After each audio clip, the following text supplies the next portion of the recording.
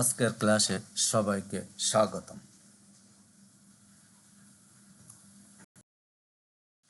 আমি শেখ রুকনউদ্দিন, প্রভাষক সমাজকর্ম, শিমুরজা এমপি কলেজ, মৌতলা, কালীগঞ্জ, সাতক্ষীরা। আজ আমি একাদশ দ্বাদশ শ্রেণীর সমাজকর্মের প্রথম পত্রের ৪র্থ অধ্যায় থেকে আলোচনা করব। আজকের আলোচ্য বিষয় হলো ধর্মগোলা। আমরা আলোচনার শুরুতে শিখন ফলটি একটু দেখে নিই। পাঠ শেষে শিক্ষার্থীরা ধর্মগোলা কি তা বলতে পারবে, ধর্মগোলার উৎপত্তি কিভাবে হয় তা ব্যাখ্যা করতে পারবে, ধর্মগোলার গুরুত্ব বর্ণনা করতে পারবে। এখন আমরা জানব ধর্মগোলা কি। গোলা শব্দটি হতে ধর্মগোলা শব্দটির উৎপত্তি হয়েছে। গোলা শব্দটির অর্থ হলো শস্য রাখার স্থান বা ভাণ্ডার। অতীতের বড় বড় গৃহস্থ তাদের শস্য গলায় মজুত করে রাখত। অর্থাৎ আগেকার দিনে যারা গৃহস্থলী বা যারা বড়লোক ছিল তারা তাদের শস্য, অর্থাৎ শস্য বলতে গেলে সাধারণত ধানকে বোঝানো হয়, তারা এই ধানকে যে স্থানে বা যে পাত্রে রাখত সেটির নাম ছিল গোলা। অর্থাৎ গোলায় তারা তাদের ধানকে সে রাখত। জনগণের কল্যাণে ধর্মীয় অনুপ্রেরণায় কৃষকদের নিকট হতে শস্য একত্রিত করে রাখার প্রক্রিয়াকে ধর্মগোলা নামে অভিহিত করা হয়। ধর্মগোলা এমন একটি কল্যাণমূলক প্রচেষ্টা যা ব্রিটিশ শাসিত ভারত উপমহাদেশে গঠিত হয়। ধর্মগোলা মূলত দুর্ভিক্ষজনিত পরিস্থিতিতে খাদ্যাভাব মোকাবেলার জন্য গঠন করা হতো। ব্রিটিশ শাসিত ভারতীয় উপমহাদেশে বিভিন্ন সময়ে ব্যাপক দুর্ভিক্ষ দেখা দেয়। কোনো কোনো দুর্ভিক্ষ এতটাই ভয়াবহ ছিল যে লাখ লাখ মানুষ অনাহারে অর্ধহারে মৃত্যুবরণ করে। এর মধ্যে উল্লেখযোগ্য ছিল ১৭৭০ খ্রিস্টাব্দের, অর্থাৎ বাংলা ১১৭৬ সালের দুর্ভিক্ষ, যা ইতিহাসে ৭৬-এর মন্বন্তর নামে পরিচিত। আমি আবারও বলছি, ১৭৭০ খ্রিস্টাব্দের বাংলা ১১৭৬ সালে দুর্ভিক্ষ, যা ইতিহাসে ৭৬-এর মন্বন্তর নামে পরিচিত।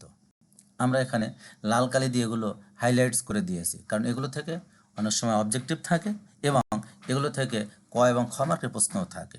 এখানে প্রশ্নটা এভাবে থাকতে পারে যে ৭৬-এর মন্বন্তর বাংলা কত সালে হয়েছিল, বা বাংলা ১১৭৬ সালে যে দুর্ভিক্ষ দেখা ছিল ইতিহাসে সেটি কী নামে পরিচিত। এইভাবে প্রশ্নগুলো থাকতে পারে।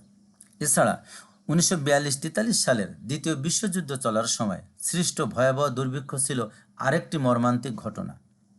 এ সময় গণমৃত্যুর চিত্র ভয়ঙ্কর রূপ ধারণ করেছিল। এ দুর্ভিক্ষ দুটি এতটাই ভয়াবহ ছিল যে ইংরেজ শাসকরা পর্যন্ত বিচলিত হয়ে পড়ে।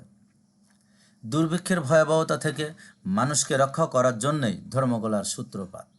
এ লক্ষ্যে সরকার গ্রামে গ্রামে বিপদের সময় জন্য খাদ্য মজুত করতে ধর্মগোলা স্থাপন করেন। জেলা ও মহকুমা কর্মকর্তাদের নিয়ন্ত্রণে ইউনিয়ন বোর্ডগুলো ধর্মগোলা গঠনের দায়িত্ব প্রদান করা হতো। ধর্মগোলা হলো একটি বিশেষ খাদ্য শস্য সংরক্ষণ পদ্ধতি।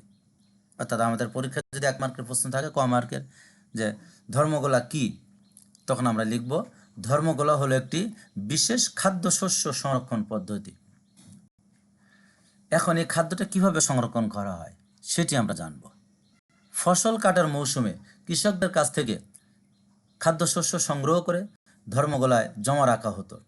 অর্থাৎ প্রতি বছর যে মৌসুমে ধান কাটা হয়, শস্য কাটা হয়, সেই সময় কৃষকদের কাছ থেকে একটি নির্দিষ্ট হারে খাদ্যশস্য সংগ্রহ করে ধর্মগোলায় জমা রাখা হতো এবং অভাব বা দুর্ভিক্ষের সময় বিনা সুদে তা বিতরণের ব্যবস্থা করা হতো। এখানে আমি এই বিনা সুদে, দেখো শব্দটি আমি লাল কালি দিয়ে হাইলাইটস করে দিয়েছি। এখানে এটি একটি মনে রাখতে হবে যে ধর্মগোলা এটি সম্পূর্ণ বিনা সুদে কৃষকদের মাঝে অভাব বা দুর্ভিক্ষের সময়, শুধু কৃষকদের মাঝে নয়, দুর্ভিক্ষের সময় সকলের মাঝে বিনা সুদে তা বিতরণের ব্যবস্থা করা হতো। কৃষককে এই শর্তে ঋণ দেওয়া হতো যে পরবর্তী মৌসুমে ফসল উঠলে তা পরিশোধ করতে হবে। এখানে অনেক সময় উদ্দীপক থাকে, ওই উদ্দীপকের ভিতরে এই শব্দটি উল্লেখ থাকবে, যদি থাকে তাহলে সেটি বুঝতে হবে যে এটি হলো ধর্মগলা, অর্থাৎ বিনা সুদে। কৃষককে এই শর্তে ঋণ দেওয়া হতো যে পরবর্তী মৌসুমে ফসল উঠলে তা পরিশোধ করতে হবে। ধর্মগলা পরিচালনার ব্যাপারে তদানীন্তন ভারতের ব্রিটিশ সরকার খুবই মনোযোগী ছিল। সরকারের পক্ষ থেকে সার্কেল অফিসাররা এ কার্যক্রমের সার্বিক দিক তত্ত্বাবধান করতেন। দুর্ভিক্ষ, প্রাকৃতিক বিপর্যয়ে অসহায় ও দরিদ্র কৃষক জনগোষ্ঠীকে অনাহারে মৃত্যু থেকে রক্ষা করাই ছিল ধর্মগলার মূল লক্ষ্য। অবিভক্ত ভারতে বিভিন্ন প্রাকৃতিক ও মানবসৃষ্ট দুর্যোগের ফলে সৃষ্ট দুরবস্থা থেকে সাধারণ মানুষকে রক্ষা করার ব্যবস্থা হিসেবে এটি উল্লেখযোগ্য ভূমিকা পালন করে। এই হলো মোটামুটি ধর্মগোলা। আমরা ধর্মগোলা সম্পর্কে জানতে পারলাম। আমরা এখানে জানলাম কি, যে গোলা শব্দ থেকেই ধর্মগোলা শব্দটির উৎপত্তি হয়েছে।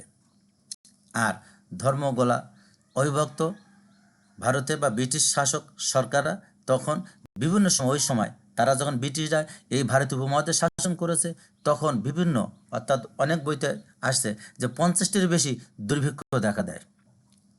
এর ভিতরে সবচেয়ে উল্লেখযোগ্য যে দুটি ছিল সেটি ছিল 76-এর মন্বন্তর, অর্থাৎ বাংলা 1176 সালে যে দুর্ভিক্ষ দেখা দেয়, যেটি ইতিহাস বিখ্যাত, সেই 76-এর মন্বন্তর।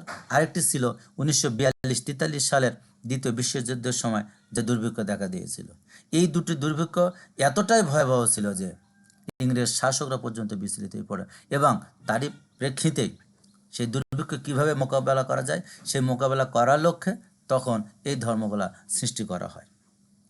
এই ধর্মগোলাটি ছিল ফসল ওঠার মৌসুমে কৃষকদের কাছ থেকে একটি নির্দিষ্ট পরিমাণ ফসল ধর্মগোলা সংরক্ষণ করা হতো, জমা করা হতো, এবং যখন অভাবের সময় বা দুর্ভিক্ষের সময় ওই ধর্মগোলা থেকে তাদেরকে বিনা সুদে বা বিনা সুদে তাদেরকে ঋণ দেওয়া হতো। শর্ত ছিল একটি, শর্ত ছিল কি? শর্তটি হলো পরবর্তী বছর যখনই ফসল উঠবে প্রথমেই ওই ঋণটা শোধ করে দিতে হবে। এটি ছিল ধর্মগোলার। আর এর মূল লক্ষ্যই ছিল যে প্রাকৃতিক ও মানবসৃষ্ট দুর্যোগ থেকে মানুষকে রক্ষা করা। এখন আমরা জানব যে সমাজ কল্যাণে ধর্মগোলার গুরুত্ব। এই যে ধর্মগোলা সৃষ্টি হলো, এটি সমাজ কল্যাণের গুরুত্ব কতটুকু সেটি সম্পর্কে এখন আমরা জানব। ধর্মগোলার মূল দর্শন হচ্ছে নিজস্ব সম্পদের ভিত্তিতে এলাকাভিত্তিক দুর্ভিক্ষ মোকাবেলা করা। ধর্মগোলার মূল দর্শন তাহলে কী ছিল? ধর্মগোলার মূল দর্শন ছিল নিজস্ব সম্পদের ভিত্তিতে এলাকাভিত্তিক দুর্ভিক্ষ মোকাবেলা করা। নিজস্ব সম্পদ অর্থাৎ এই যে প্রতি বছর ফসল ওঠার মৌসুমে যে প্রত্যেকেই একটি ফসল তারা ধর্মগোলায় জমা করতেছে, তাহলে নিজস্ব সম্পদ দ্বারাই নিজের সমস্যা সমাধান করবে। এবং এলাকা ভিত্তিক অর্থাৎ প্রতিটি এলাকায় সরকার কর্তৃক সেখানে কী ছিল, অফিসার নিয়োগ করা ছিল, তারা ওই ফসলটা সংরক্ষণ করত। এ দর্শনের সাথে সমাজ কল্যাণ নীতি ও দর্শনের মিল রয়েছে। এটি মূলত আত্মসাহায্যমূলক সমাজ কল্যাণমূলক কার্যক্রম। তাই সমাজ কল্যাণে ধর্মগোলার গুরুত্ব অপরিসীম। এখন আমরা সমাজ কল্যাণে ধর্মগোলার কিছু গুরুত্ব বা কিছু পয়েন্ট আকারে জানব। এখানে 1 নম্বরে আছে নিজস্ব সম্পদের সদ্ব্যবহার। ধর্মগোলা ব্যবস্থায় নিজস্ব সম্পদের ভিত্তিতে বিপর্যয়মূলক পরিস্থিতি মোকাবেলা করার কথা বলা হয়েছে। আধুনিক সমাজ কল্যাণেও নিজস্ব সম্পদের সদ্ব্যবহারের মাধ্যমে সমস্যা সমাধানকে সর্বাধিক গুরুত্ব প্রদান করা হয়ে থাকে। এখানে নিজস্ব সম্পদের সদ্ব্যবহার অর্থাৎ নিজস্ব সম্পদের সদ্ব্যবহার বলতে প্রতি বছর কি হলো, প্রত্যেকেই তারা তাদের ফসলের একটি অংশ ধর্মগোলায় জমা রাখছে, নিজস্ব ফসল, এবং যখন বিপর্যয় দেখা দিচ্ছে, যখন কোনো বিরূপ পরিস্থিতি দেখা দিচ্ছে, তখন সেখান থেকেই তাদেরকে সাহায্য করা হচ্ছে। সুতরাং নিজস্ব সম্পদ দ্বারাই সমস্যা মোকাবেলা করার চেষ্টা চালানো হচ্ছে বা চেষ্টা করা হতো। 2 নম্বরে আছে দরিদ্র কৃষক কুলকে 2 নম্বর আছে স্থানীয় উদ্যোগ। বিপর্যয়মূলক পরিস্থিতি মোকাবেলায় স্থানীয় উদ্যোগে প্রতিষ্ঠিত একটি প্রচেষ্টা। সমস্যা সমাধানে স্থানীয় প্রচেষ্টাকে সমাজ কল্যাণ যথেষ্ট গুরুত্ব দিয়ে থাকে, কারণ স্থানীয় পরিস্থিতি মোকাবেলায় স্থানীয়ভাবে উদ্যোগ নিলে পরিস্থিতি দ্রুত নিয়ন্ত্রণ করা সম্ভব হয়।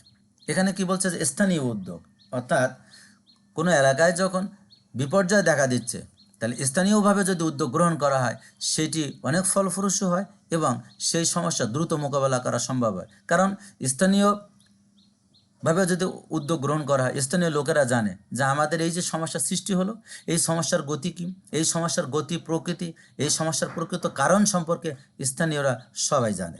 সুতরাং যখন আমার এই সমস্যার কারণ, গতি, প্রকৃতি যখন জানা থাকবে তখন আমরা দ্রুতই ওই সমস্যা সমাধান করতে সম্ভব হব, মোকাবেলা করতে সক্ষম হব।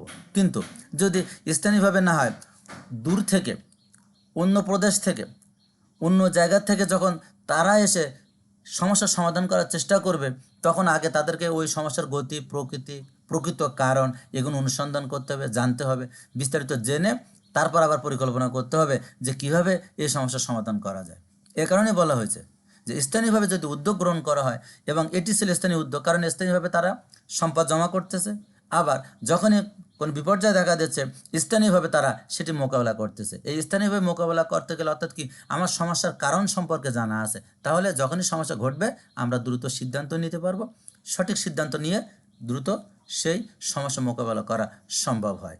এটিও সমাজ কল্যাণের একটি গুরুত্বপূর্ণ দিক। এরপরে বলছে দরিদ্র কৃষককুলকে রক্ষা। পূর্বে এদেশের ক্ষুদ্র ও প্রান্তিক চাষিরা মহাজনদের কাছ থেকে ঋণ নিয়ে সর্বশান্ত হতো। বর্তমানেও এ সমস্যা বিরাজ করছে। ধর্মকলা বিনা সুদে কৃষকদের ঋণ দিয়ে তাদের সর্বশান্ত হওয়া থেকে রক্ষা করেছে। বাংলাদেশে বর্তমান গ্রামীণ সমাজসেবা এ কাজটি করে যাচ্ছে। অর্থাৎ দরিদ্র কৃষককুল যখন তারা অভাবে পড়তো, যখন তারা সমস্যায় পড়তো, যখন তারা বিপর্যয়ের মুখে পতিত হতো, তখন তারা মহাজনদের নিকট থেকে চড়া সুদে তাদেরকে ঋণ নিতে হতো। ধর্মকলা যখন বিনা সুদে এই সাহায্য দেওয়ার ব্যবস্থা করে তখন কৃষকরা ওই মহাজনদের হাত থেকে রক্ষা পেয়েছিল। দুস্থ অসহায়দের পুনর্বাসন। ধর্মকলার মাধ্যমে আত্মমানবতার সেবা করা হতো। সমাজের অক্ষমদের জন্য ধর্মকলাই ছিল একমাত্র অবলম্বন। দুস্থ ও অসহায়দের পুনর্বাসন করা বর্তমান সমাজ কল্যাণের অন্যতম লক্ষ্য। তাই সমাজ কল্যাণে এর গুরুত্ব অপরিসীম। অর্থাৎ সমাজের যারা অক্ষম ছিল তাদের জন্য ধর্মকলাই ছিল একমাত্র অবলম্বন। তারা সেখান থেকে তারা বিনা সুদে ঋণ নিত এবং পরবর্তীতে তারা সেটি পরিশোধ করার চেষ্টা করত। সমষ্টিগত পদক্ষেপ। ধর্মকলায় সমস্যা সমাধানে সমষ্টিগত পদক্ষেপের গুরুত্ব আরোপ করা হয়েছে। আধুনিক সমাজ কল্যাণ ও সমষ্টিগত উদ্যোগ অর্থাৎ সমস্যা সমাধানে জনগণের অংশগ্রহণের উপর জোর দিয়ে থাকে।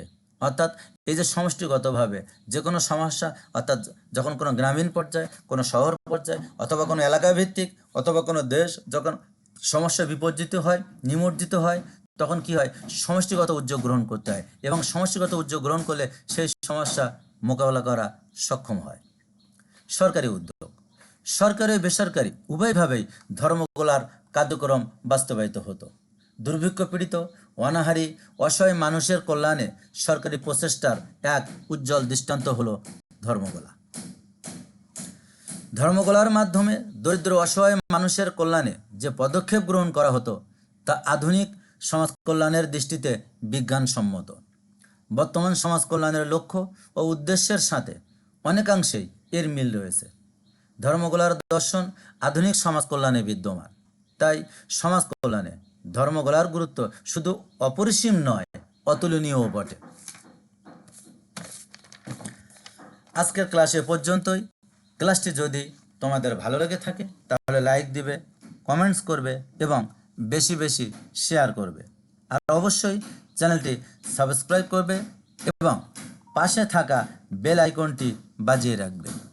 আজকের ভিডিওটি এখানেই শেষ করছি। আবার দেখা হবে নতুন কোনো ভিডিওতে, নতুন কোনো সময়ে। ততক্ষণ পর্যন্ত সকলে ভালো থাকো, সুস্থ থাকো, সুন্দর থাকো। আল্লাহ হাফেজ।